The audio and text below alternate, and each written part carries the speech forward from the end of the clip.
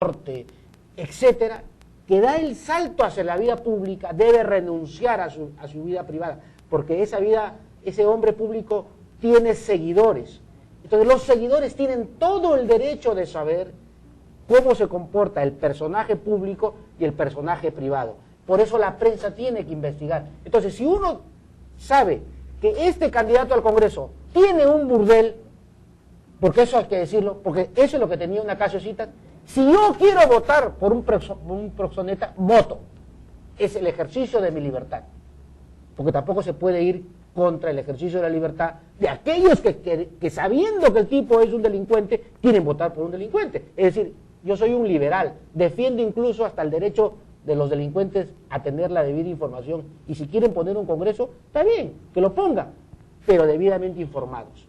Entonces, por eso yo sí creo que la primera responsabilidad es de los dirigentes que eligen mal a sus candidatos. La ciudadanía que vota porque no tiene la debida información. Y aquí la prensa creo que debería de jugársela antes de una elección. Y espero que pueda el Congreso de la República recuperar esos niveles de honorabilidad y decencia, porque si no el debate va a ir ahora por el tema moral, pues por el tema ético. ¿Cómo le vamos a creer a un Congreso que debe determinar leyes cuando está manchado ya en lo más íntimo que tiene el ser humano, que es su honorabilidad y su transparencia, ¿no? Realmente muy grave de toda gravedad, porque pierde legitimidad. Totalmente. Pierde reconocimiento. Y además afecta la gobernabilidad del país. Porque el país quiere entidades que sean transparentes y eficientes. Y el Congreso pierde eso con esta mancha que tú estás señalando. Mira, una de las formas que se legitima parte del Ejecutivo y parte del Congreso de la República es, por supuesto, la elección. La elección que en votación secreta uno elige a sus autoridades. Por lo tanto, están legítimamente mandatados para el ejercicio. Pero después hay otro mandato, hay otra legitimidad, la del público. ¿Qué es la más importante? La del ciudadano, que si ve que sus autoridades son unas corruptas, ¿cómo se va a mantener ese diálogo entre gobernantes y gobernados para que ese diálogo fluido y creíble pueda ir generando unas condiciones de gobernabilidad?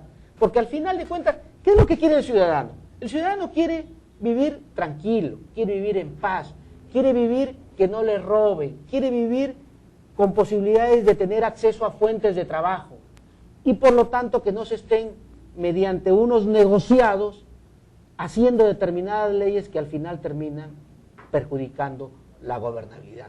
Yo sí creo que si en algún momento la clase política peruana no da ese punto de inflexión, es decir, que ha caído tan bajo y empieza a subir, la gobernabilidad podría tener un enorme problema de credibilidad, que es lo peor que nos puede pasar. Es decir, que un país no tenga por lo menos una decena de ciudadanos que uno pueda decir, carambas, estos pueden ser presidentes. Una centena de personajes públicos que uno pueda decir, carambas, estos pueden ser senadores o diputados o congresistas. Y esa deficiencia moral es lo peor que un país puede perder, ¿no? Interesante e importante. Amigas, amigos, retornamos en unos instantes en Mesa de Debate.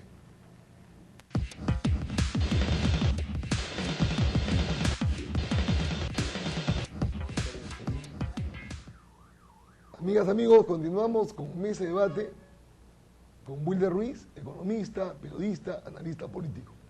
El Congreso da para mucho, un poquito más.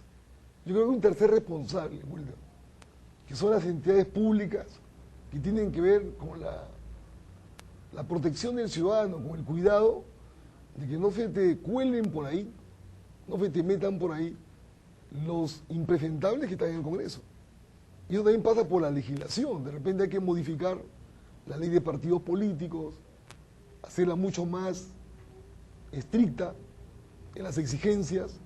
De repente la ley de elecciones, tú has sido congresista, y también a las instituciones tutelares en el tema político electoral, por ejemplo, el Jurado Nacional de Elecciones, la OMPE, Pues no puede ser posible, Wilder, que con todo el avance de la ciencia y la tecnología, y con todas las exigencias ciudadanas, se han metido al Congreso personajes que realmente no tienen por qué estar ahí. Y nosotros tenemos, Wilder, cómo hacer para que no estén ahí, cómo hacer para sacarlos. Sí, mira, el Congreso de la República, que es un poder del Estado, yo siempre he pensado que tienen que estar las personas trabajando en su parte administrativa y asesorando a los especialistas y a los profesionalmente más capaces. Es decir, hay que abrirles las puertas a que la gente capaz trabaje en el Congreso. Pero lo que no se puede hacer es lo que están haciendo. Es decir, como tienen que pagar muchos favores políticos de la gente que ha apoyado en campañas, están bajándole la valla de requerimientos académicos para trabajar en el Congreso. Y están, por ejemplo, colocando, dicen que un 1% para que determinadas personas que no tienen una preparación universitaria y académica puedan estar en cargos de asesoría y en cargos importantes. Yo sí creo que el Congreso de la República tiene que estar siendo muy exigente en los requerimientos académicos para ser asesor, asesor principal, asesor de segundo nivel, técnico, etcétera. Tienen que exigir maestrías y doctorados. No sé si estoy siendo un elitista. La vez pasada me dijeron que era un elitista en el requerimiento de los profesionales que deberían ir al Congreso, porque mi crítica iba por el lado de que muchos congresistas y en la parte administrativa, como tienen que pagar los favores políticos de nuestros amigos colaboradores que en sus diferentes niveles ayudan, desde, con mucho cariño por favor a la gente que pega los afiches, desde los pegadores de afiche que quieren ser asesores de determinadas comisiones o de determinados congresistas. No, señor, si los chicos terminan la universidad y tienen una licenciatura, en buena hora, vamos. ¿Quieres ser política? Vamos al Congreso. Y si después tienes una maestría y quieres hacer política, encantado. Sobre esas exigencias tiene que hacerse la rigurosidad de la selección. Porque si no, fíjate, termina lo que le pasó a la congresista Canchaya, ¿recuerdas? Claro que sí. A la congresista Canchaya la vacaron y yo pensé que ese ejemplo iba ya a servir de pauta, pero no. Es decir, la congresista Canchaya la vacaron por haber contratado a su doméstica como asesora principal y después la congresista le quitaba el sueldo de esta asesora principal. Es decir, cualquiera no puede ser un asesor del Congreso de la República, porque es un ente que necesita una especialización y hay que ir a esa defensa del foro. Es decir, si quieres trabajar en el Congreso de la República y has estudiado y tienes unos doctorados, unas maestrías, en buena hora, porque tienes algo que aportar, pero para estar llevando el maletín no puedes. Entonces, te lo digo esto porque yo cuando he sido congresista he alentado a mi personal a que estudie. Dos ya tenían una maestría y lo alenté a uno a hacer su doctorado. Y los otros que no tenían maestría les dije, miren, medio tiempo en mi despacho y por favor el otro 25% del tiempo a la universidad, a terminar sus maestrías. ¿Por qué? Para que puedan después engancharse en esta labor del Congreso de la República. Porque si no, ¿cómo vas a asesorar a un congresista? Pues un asesor se sobreentiende que conoce un poquito más que el asesorado. Por eso asesor. Tienes que tener una perspectiva mayor de las cosas y no se puede estar pagando favores políticos con buenos sueldos que son los que paga el Congreso de la República, ¿no? Bueno, yo no creo que seas elitista, Wilder. Yo creo que estás en la línea correcta. ¿Cuál es? El mundo que vivimos es el mundo de la inteligencia, es el mundo del conocimiento, es el mundo de la información. Y la mejor entidad comprobada universalmente para calificar y otorgar calidades y excelencia es la universidad. O sea, tú no puedes, en una institución tan importante como es el Congreso de la República, relajar, flexibilizar como han hecho. Así, claro. La presidencia, a Ugatás, gana Perú. O sea, han ganado las elecciones, bueno, por factores diversos, pero no tienen cuadros calificados, preparados, y como tú bien has dicho, ¿no? De repente para meter a su gente, que no tiene los niveles académicos, han aprobado que hasta el 1% de los funcionarios puedan serlo sin tener título profesional. Es decir, con secundaria completa. O sea, y de repente con menos. Con secundaria No, completa. pero realmente es grave. Mira, Coincido mira el contigo. Banco Central de Reserva. El Banco Central de Reserva, porque ha logrado una imagen y un trabajo muy profesional de su administración y sus decisiones. Porque al Banco Central de Reserva no entra cualquiera.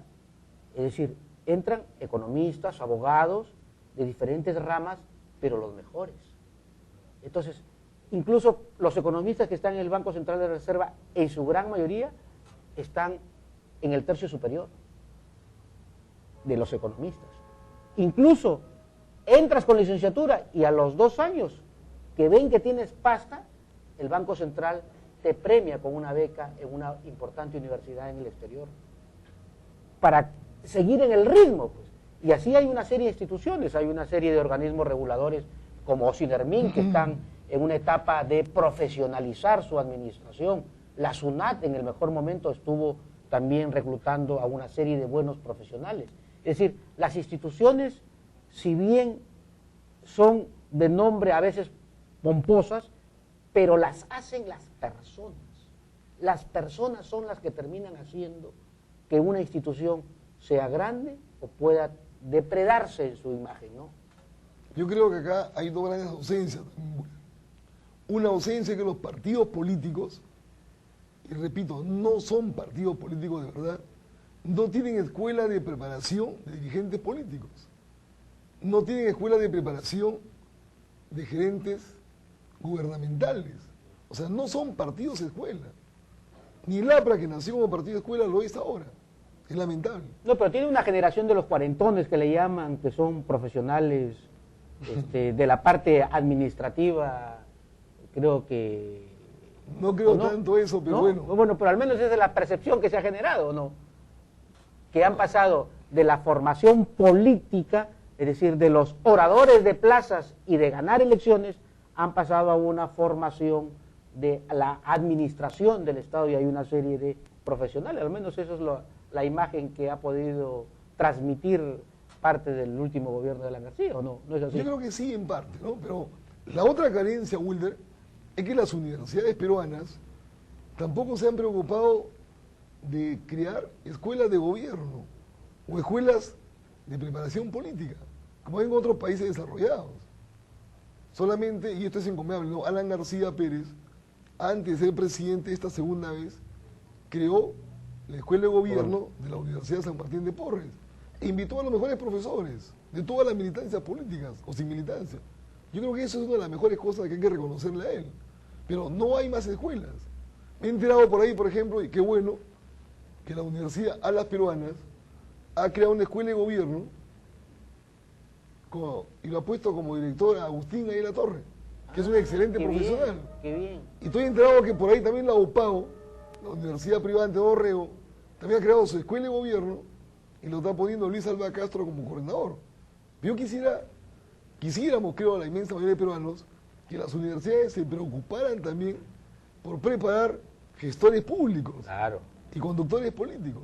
Sí, fíjate, porque justamente parte de la clase política y de los partidos no han ido al ritmo de la modernidad de la economía. Es decir, una moneda que tiene 2 lados, una es la economía y la otra es la política.